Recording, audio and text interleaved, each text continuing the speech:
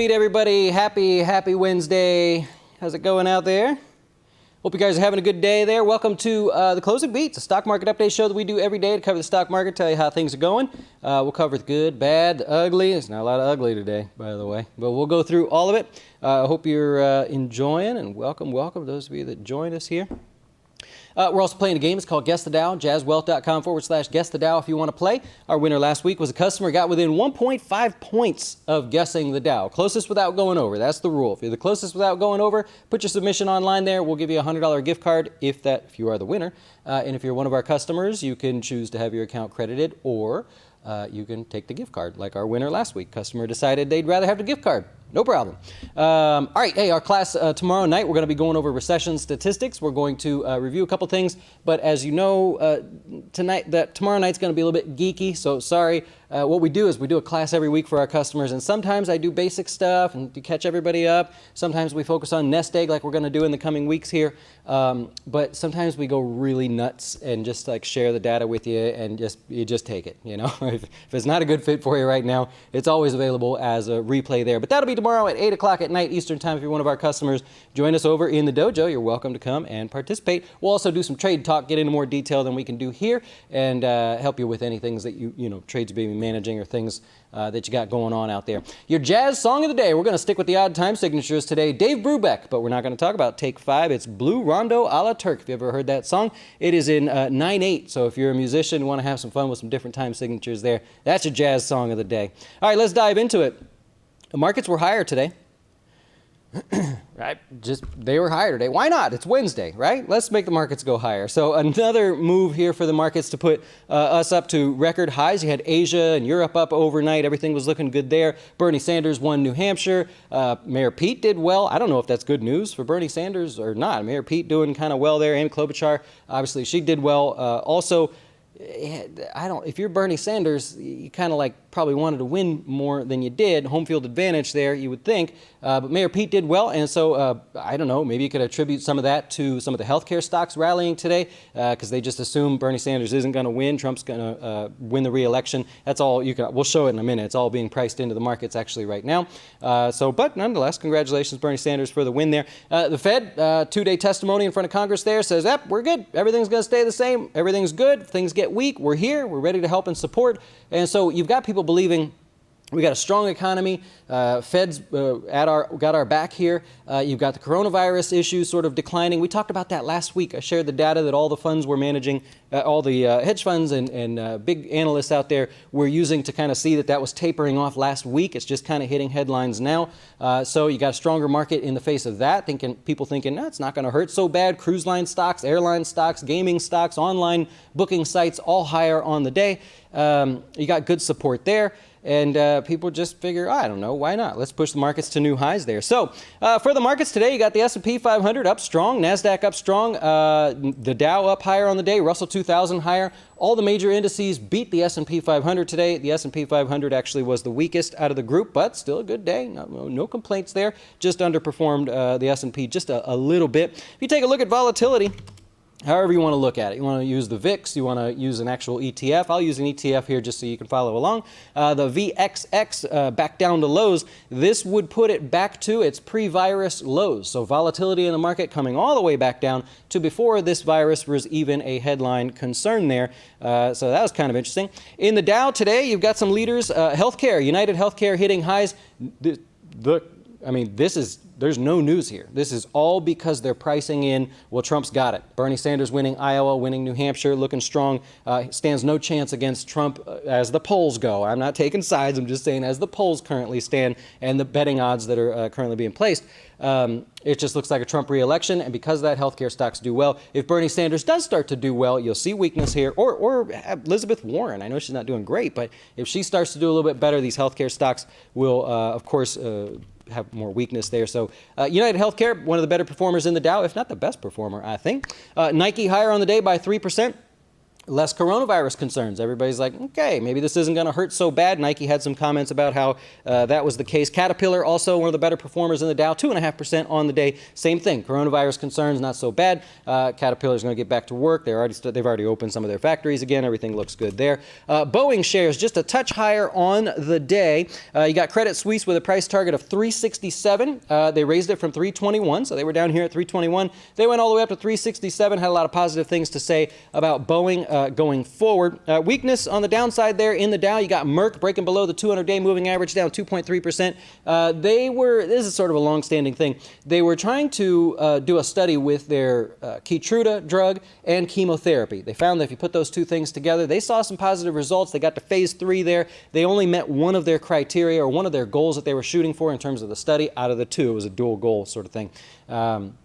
So the shares of Merck were the underperformer in the Dow there today. In the S&P 500, there you go. You got Interpublic Group. These guys basically, this is an advertising company.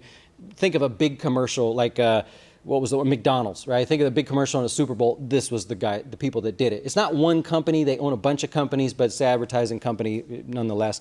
Anyways, up 7.4% on the day. They beat on earnings. They raised their dividend to 25 cents from like 21 cents, somewhere in there. Even had Under Armour trying to recover today.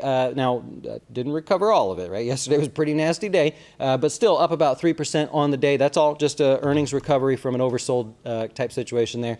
Hess up 4.6%. Definitely an oversold bounce continuing there. You got a pop in oil on the day. We'll talk about that in a second. And in the S&P 500, your weaker stocks, you had Western Union down 7.4%. They reported earnings they missed. They were pretty positive about guidance going forward. They raised their dividend 13%. So a lot of good comments. Unfortunately, the performance did not back up the hype that they were talking about going forward. So Western Union took a bit of a hit on the day. That was one of your weak ones there. And Molson Coors, ticker symbol TAP. This was actually higher on earnings. You could see by the chart there, it gapped higher to start the day. Started off strong and it faded throughout the day. Lost all of that plus an additional 4.3% on the day. They beat nicely on earnings. It was a good beat overall. Comments that they saw great comments that everything was good besides the coronavirus. They happened to comment that they thought there'd be severe headwinds, that I forget the words they use, headwinds and continued volume issues and things because of it. I didn't write it down. But so it's just bad timing, right? They reported that, probably a prepared statement that they already had. However, today, on a day where, hey, the virus is not such a big deal. What's the matter, Molson? You got issues there. When everybody sees good news, but you're giving us bad news, it's just probably bad timing. Had they had earnings 3 or 4 days ago, it probably wouldn't have been a big deal. So that was one of the weaker ones in the S&P 500. Let's do your sector breakdown on the day. Energy was the best performing sector today, believe it or not. We're using the XLE to track that at the moment, but I'll quickly move over to the price of oil. You got a spike in the price of oil, 3.5% higher on the day, taking all of the oil service, production companies, oil explorers, all higher on the day if you were looking through those different sectors. Oil, 3.5% higher on the day. OPEC lowered their demand, what they thought was the global daily demand in terms of barrels per day. They lowered it. I really think this was just to put pressure on Russia to agree to the cuts, because there wasn't really like a scheduled thing. They just kind of did it. So it was probably to put a little pressure on Russia. We'll see if it works. I don't know yet. Also, U.S. inventories came in U.S. inventories came in much higher, 3-month high here. If we go over to, here is the U.S. change in oil stockpiles week over week. You can see we're headed, this is a 3-year chart, but we're headed back up to these highs here. So supply keeps building. Not really good for the price of oil in the short term. However, oil higher today because they think, the traders are assuming OPEC's now got the strength that they need to get everybody to cut production, and so that should help that out. Otherwise, I think in a normal week without this kind of news, that would have been a pretty negative headline there for the price of oil. So let's go back over here. You got oil higher, nonetheless, just bouncing off of those lows. Semiconductors strong on the day. That's going to be new highs, 1.4%. It was a broad-based rally. A lot of it kind of stemmed from Micron. Got an upgrade there. Micron also hitting new highs on the day. UBS upgraded the stock, and with the coronavirus news, so Micron gets 88% of their revenue not in the U.S., right? So when you have good news around the globe and, of course, in China, that's good news for Micron. That puts it at new highs. And semiconductors largely did well. You can see it's just a very strong uptrend, everything looking good there in the short term. Communication services did temporarily touched new highs. They didn't close there. This is not because of Facebook this time, although it had a good day. I mean, Facebook had a good day. Alphabet had a good day as well, not horrible. But if you dig through the holdings in the XLC, Activision Blizzard, one of the outperformers, 2.6% on the day. Comcast, there we go. One of the better performers, almost adding 3% on the day. And Twitter got a little bit of a bounce. They had that big bounce from earnings. It's been pulling back ever since then. Today rallying over 3% to get above the 200-day moving average. So first time in a while that we haven't had the communication services led by Facebook, Netflix, Google, and the FANG names that are in there.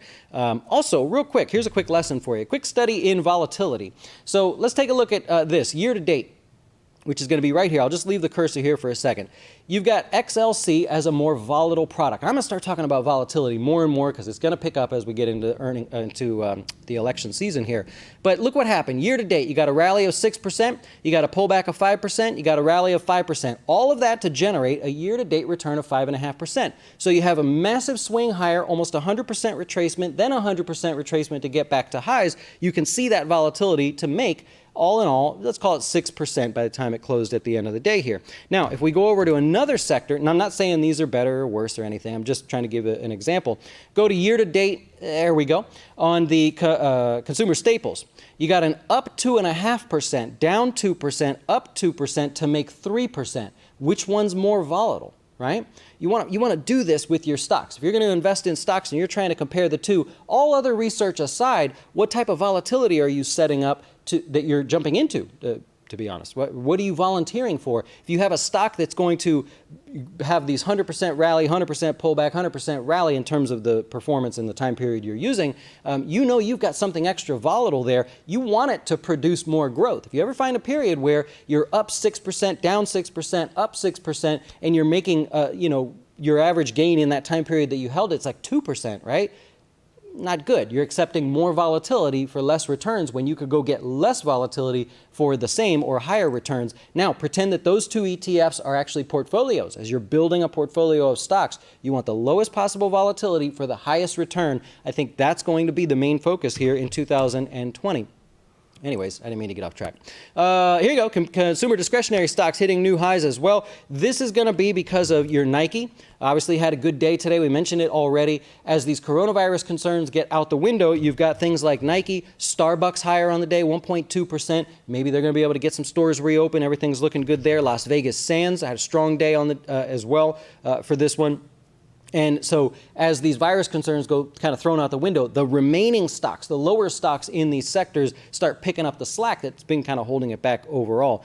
So that's that one. And back to consumer staples real quick. That was the only sector that was in the red today, only by just a fraction of a percent, 0.1% if you're taking a look at that one. So not really a big deal. Let's go over to some stocks. We talked about Molson Coors already. You saw the performance on that one. Let's look at Shopify real quick. Have you looked at Shopify?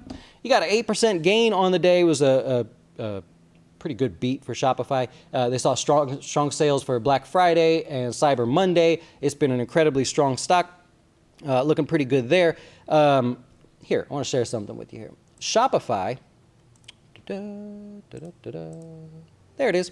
So Shopify, here's the performance of the stock since the IPO. Coincidentally, Shopify went public at the same price that Tesla did. Tesla's got a lot of attention lately. Shopify went public at $17 a share. Tesla went public at $17 a share. It's hard to imagine now, right? Geez, if you'd bought that, and held it the whole time, that's like over 3,000% return. Shopify doing pretty well themselves, though, over a 2,000% return. So if we take a look at this, we'll put Tesla and Shopify on the charts here together so you can see them. They're basically performing the same. Now, Shopify didn't go public at the same time, so that's why you see the data cut off there.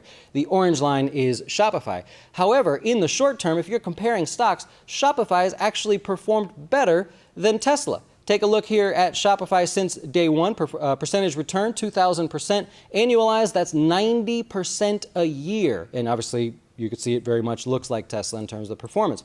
You go over and look at Tesla, well, it's up over 3,000%. but very similar performance, right? So Tesla's averaged about 43% annually, but that's just because it has more years in the mix. They're very much performing the same. How interesting is that? However, Shopify gets almost no attention. It's a very highly priced stock and everything, but these two, very interestingly, two different categories, no correlation and everything, they just happen to be performing the same. You got the same sort of performance there with the same IPO price. However, Shopify technically is doing better and even though it's been less time, Shopify overall doing a lot better there. Now, if we go back to the charts here today, obviously, it was a good day for Shopify, adding 8% on that one, and a good earnings beat. Not such a good earnings beat.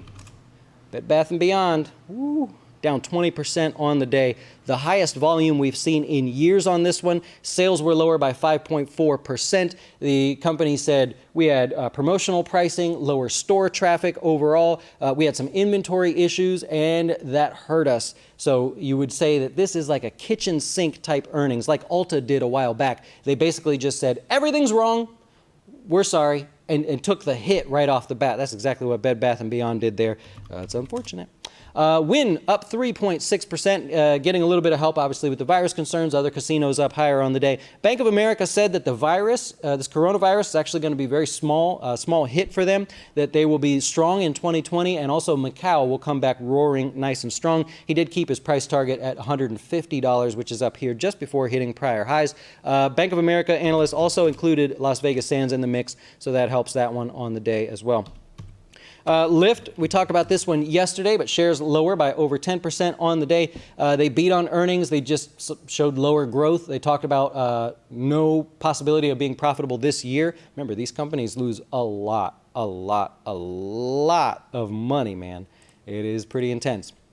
Anyways, you got 69% of the S&P above the 50-day moving average, another small uptick. We started in the low 60s. We're only to Wednesday, and we're almost up to 70, so looking strong there. 63 new 52-week highs. That encompasses 8 different sectors. Not broadly. There was only like one stock and basic materials, things like that, but that's what you have there. We go over to the charts here. UNH, we already saw that one. That one hit new highs. Insurers, Cigna, another one that hit new highs. All Bernie Sanders related. The fact that he's not killing it, these guys are pricing in that Trump is going to win the re-election. That could change in a heartbeat. I'm just saying as I see it today. Of course, this is not a political show or anything. Just saying it like I see it. You see what's going on there. There's no news. There's no reason for those stocks to be higher the way they are. Steris actually hitting highs here, 3.4%. This was on earnings, kind of an interesting breakout there in the short term, so a little bit of technical trading going on there. General Electric up 2.4%, 52-week high. These guys have been out of the headlines for a while, but they're making a comeback. Chipotle recovering fully from its earnings decline. That would be right here. This drop right here. Slightly slower sales, but nonetheless, Chipotle doing well, at least today, and recovering back to new highs. And the waste management companies, I just think it's interesting. These guys haul trash, and it's one of the better performing 2 groups of stocks that you can find out there right now. And waste management hit highs as well.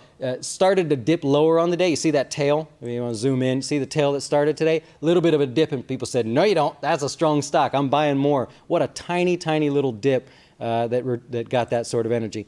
That's interesting. Only 2 lows on the day. You got Noble Energy, already known for being a weak energy stock. We'll zoom out so you could see new 52-week lows there. That was one of them. And then the other one was Fed Realty. This is a REIT, hit new 52-week lows as well. That's it. As for the Carnival Cruise, got a little bit of a bounce today. We talked about this in detail yesterday, gave you sort of the overview of that one, up 2.5% on the day. They came out today also and said they expect to take about a 65-cent per share hit on the year in terms of earnings. I think that was a little bit less than what analysts had kind of predicted there, so that happened to help. In addition, you had the other guys up as well. Royal Caribbean up 3.6% on the day. After hours, you got earnings from Cisco. Cisco is down about 3%, trading at 48.30, so well within the right at basically the expected move for Cisco, just under the expected move at the moment. So pulling back off the 200-day moving average, kind of a non-event there. I don't know. It's a tough company.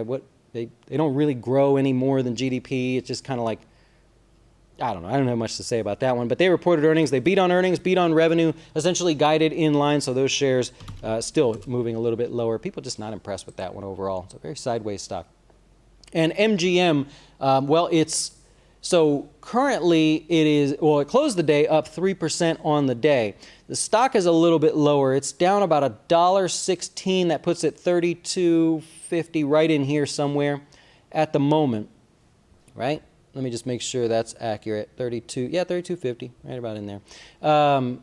CEO, apparently the CEO is out. They're also doing a big share buyback, but the stock is still lower after hours here. And that's pretty much what I have for you in terms of that. Let's go over to earnings tomorrow. You got a lot going on. AIG in the morning, Avon Products, Alibaba. That'll be an interesting one because a lot of people are expecting them to do well and not be hit so much by the coronavirus because everybody's sitting at home over there. You can still shop online. Dish Network's coming out, Duke Energy, Kraft Heinz, Pepsi, Waste Management, and then after hours you got Expedia. Look, that'll be an interesting one. Mattel, that'll be interesting because of what Hasbro's doing. Mohawk Carpets or Mohawk Brands, NVIDIA, and Republic Service Group. That is the waste management company we just talked about a minute ago. So they've got earnings. Those two stocks ought to be interesting tomorrow as well. You got dividends coming out here from Boeing, $2.06, Amgen, $1.60, Duke Energy paying 95 cents, and they're reporting earnings tomorrow as well. Smuckers, 88 cents, Eli Lilly, 74 cents, and Cimarak, 20 cents. I think there's one more in there. Yeah, WEC Energy, which is Wisconsin Energy. Yeah, they're paying out 63 cents. I thought they were in there. So that is what you have. I'll take a chance here and try to answer your questions, and we'll call it a day. You got your Aurora Cannabis there, hoping for a little bit of a bounce. It's bleeding. It's bleeding. They need a blow-up quarter. Lost their CEO and everything. We'll see. Yeah. How does Lyft and Uber lose so much money? I'm not going to get into that, but they do lose a ton of money. Yeah, a lot of it's in how quickly they tried to do different things like Uber Eats. It's not profitable. It has no chance of being profitable. They're scaling out of that, by the way. But yeah, it's not good. Yeah, they don't make much money on those, and they're stuck in that position now where you either raise prices, which is tough because you got Lyft right around the corner, or you take away some of what you're paying the riders. What do you do? That's what they got to do right now. I don't know how else they become more efficient. So you don't want to piss off your riders, but you can't really raise prices. So you need more riders. How do you get more riders? Maybe you can advertise, but that's already a lot of money they're spending. It's an interesting dynamic there. They've got some real headwinds, to sound like an analyst. I love it. You tried to open an account, can't get into the dojo yet. It goes out automatically. So what happens is the day that we start investing for you, all that stuff links up and you kind of get bombarded with the emails. The dojo will be included in that. It happens automatically. If for some reason it doesn't, let us know. Cruise line info worked out well. I mean, yeah, I wish them well. I mean, we own the stocks. I mean, you want to see them do well, and they started to look like they were doing better. Royal Caribbean's more of our focus, but been getting a lot of questions on it, so I just thought I'd address it. Easy way to add a small amount of crypto to a portfolio. Pick a coin and go for it. You can't really do it in retirement accounts right now, so if you're asking that's still outside the acceptable limits at the moment. They're working on it, though. They've been trying to push a lot of different ETFs. I think one of them, I don't know the name. They're making progress there, so one day it will be. I think they're going to have to at some point. Take on CVS after that down move from earnings. Earnings were good, right? They beat on earnings by 4 cents. Revenues were as expected. They guided in line there. All in all, just kind of a volatile day. Well within the expected move, of course, and just kind of flat, right? Nothing really exciting to grab onto. I saw the CEO on TV. I didn't watch it, though. Sorry. I missed it. But all in all, I thought it was good. They did well. United Technologies in a strong uptrend there. One of the defensive stocks are doing well. They're working on some things, but the stock continues to be in a strong uptrend. I think there's no reason to make any rash decisions there. If you own the stock, if I was an analyst, I would say it's a hold. Yeah, that's what I would say. How about that Smile Direct Club? Yeah, I hope it stays that way for you. They've got a lot of work to do there. They're losing money as well. Yep. Now, they've got some good ideas, though. If you look and see what Smile Direct Club's trying to do outside of their core business, they've got some ideas. I think that's what people are betting on in the short term. Hasn't paid off yet. We don't have any data on that or anything, but getting into Walmarts and things like that, I think is very helpful. Should be helpful, as long as the margins stay. I love it. Wisconsin, thanks for joining us, Jack. I love it, man. That's awesome. Hey, one other thing I'll share with you guys, just because I did the work. There you go. On the chart there, you see the S&P 500 versus the world. how's the rest of the world doing versus the S&P 500? So here you go. The U.S., by the way, is the largest in terms of market cap, company market cap, total up altogether. It's like 40% of global market cap. So we're by far the largest. China comes in second place there, but the U.S. is beating the world by about 2.5% at the moment. The next largest is obviously China. So I'll just start putting these on the charts for you to see. China's, of course, they had a rough patch there, but they are underperforming overall. Japan coming in the mix there as one of the worst performers. They come in third in terms of the largest by market cap, down just a little bit on the year. Hong Kong, a little bit lower as well. I'm just going to keep adding them here. I'm going in order. United Kingdom, weak, down 3%. They've obviously been working through some things there. Canada, there you go. Canada up 1.4%. Not bad. Canada's actually beating us year to date at the moment. This hasn't updated yet. However, the U.S. beating the rest of the world and in terms of the S&P 500. But remember, the S&P 500 is just one index out of many. If you add the NASDAQ in there, blowing everybody away, up over 10%, double digits. I covered this the other day as well. So that's just a quick look around the world so you can see how things are going in terms of performance. There you go. I love it. I love it. They're going to phase out the Fed repo. I believe it was they want to, but they're monitoring it. I don't think there was any hard numbers given there in terms of phasing out that repo purchase plan there. Yeah, he was grilled on that a few times yesterday. I thought he's a smart guy. He's a pretty smart guy, and he kept his cool too. I couldn't have done it. There were some questions they asked, I would have just said, forget it. This is not worth it. You're gonna start loading up on some of those. All right. You got it. You got it. That's all you. Is Verizon still a buy? Was it a buy? I would assume that at some point we suggested or I mentioned that it would be a buy. I don't recall saying that. Is it still a buy as it pulls back? If you liked it $3 ago, you love it today, right? A little bit more of a dip over the last couple of days. Let's see where we're at here. It's going to just give me just a second here. Analyst targets here. Do we have any? It may not come up. I don't see any at the moment, actually. Sorry. It's that one there. Oh, it's out of order. I'm sorry. It's out of sequence. I don't know how to get it back. Okay. Yeah, sorry. That one is, all my news is messed up there. Anyways, good pullback, good dividend-paying stock, a lot of 5G promise there. Lower because of the T-Mobile Sprint merger, obviously a little competition, and Dish as well. A little more competition in there, but we'll see. China trade war concerns? No, that's kind of faded away at the moment. Phase 2 is on the back burner. It seems like the U.S. is giving them a bit of a break and not putting too much pressure on them right now. They still got to make good on Phase 1, which they say they're doing, but it's not there at the moment. We'll see. Yep, good call there. Triton in their sort of activist investment in Bed Bath & Beyond, new board members and everything there. It's going to take time, right? This happens with companies. Under Armour, look at MGM after hours here. It happens. There's all these activist calls for people to make changes, and that doesn't happen overnight. So that'll be a tricky one there. I'm kind of shocked to hear the lower traffic. I assume that they did well through the holidays there. I wouldn't have bet on that. Yep.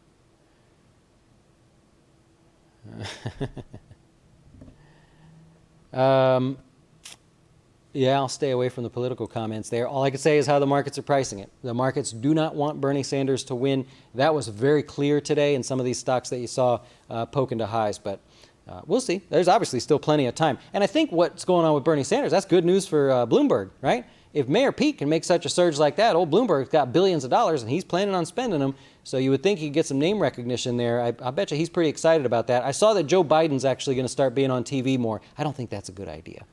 I think Joe Biden kind of reminds me of George Bush. Probably should keep him off TV, when you can. So, but he's planning on being on TV. He's got to do something. He did not do well in Iowa and New Hampshire. So strictly from a competition standpoint, I applaud the effort to step it up a little bit there, but we'll see what happens. We'll see. You can imagine that they're going to be waiting for him to say something, those gaffes that he's sort of famous for, but makes for good TV. Anyways, we'll stay away from that. We'll be back tomorrow, of course, to do this all over again. Enjoy the rest of your day. Enjoy that Dave Brubeck song we mentioned as well.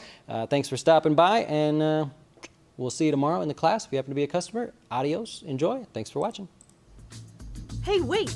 Before you go watch one of our other great videos, have you had a chance to see our new Fin Tips videos? They focus on one topic at a time, covering investing, personal finance, and anything that can quickly help you with your dough. Best of all, we'll keep it real short, because we know time is money.